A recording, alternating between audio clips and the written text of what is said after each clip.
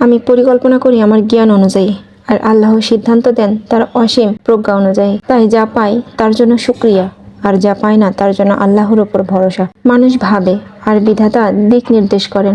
মানুষের জীবনে পরিকল্পনা শেষ নেই। ছোটবেলা থেকে আমরা নানা স্বপ্ন দেখি, ভবিষ্যৎ নিয়ে ভাবি, নিজের মতো করে জীবনের পথ ঠিক করতে চাই।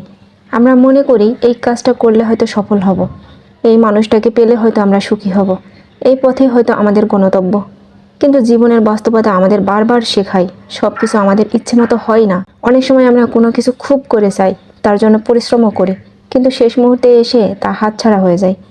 তখন মন ভেঙে যায়, আমরা হতাশা হয়ে পড়ি। মনে হয় কেন হলো না, কেন আমার পরিকল্পনা সফল হলো না।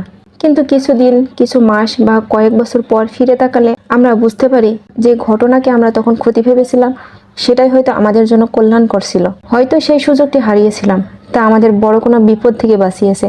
হয়তো সেই সম্পর্কটি ভেঙে গিয়েছিল, সেটি টিকে থাকলে আরও বেশি কষ্ট পেতে হতো। আল্লাহ আমাদের চেয়ে আমাদের জীবনকে অনেক ভালো জানেন। আমরা শুধু আজকে দেখি, কিন্তু তিনি আগামীকাল ভবিষ্যতে কী হবে সেটাও দেখেন। আমরা শুধু একটি দরজা বন্ধ হতে দেখি, কিন্তু তিনি জানেন সামনে আরও দরজা খোলার অপেক্ষায় আছে। তাই জীবন আমাদের শিক্ষা দেয় চেষ্টা করতে হবে সর্বোচ্চ দিয়ে। বসে থেকে ভাগ্যের উপর অপেক্ষা নয়, বরং পরিশ্রম, ধৈর্য এবং দোয়ার মাধ্যমে নিজের দায়িত্ব পালন করতে হবে।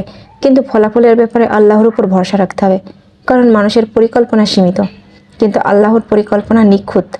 জীবনের প্রতিটি ব্যর্থতা, প্রতিটি বিলম্ব, প্রতিটি অপ্রত্যাশিত পরিবর্তনের মধ্যেও আল্লাহর কোনো রহমত লুকিয়ে থাকে, যা আমরা আজ বুঝতে পারি না। সময়ের সাথে সাথে তার অর্থ পরিষ্কার হয়ে যায়।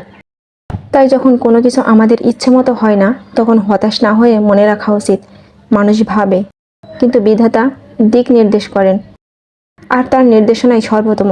কারণ মানুষ তার স্বপ্ন অনুযায়ী পরিকল্পনা করে, আর আল্লাহ তার কল্যাণ অনুযায়ী সিদ্ধান্ত নেন।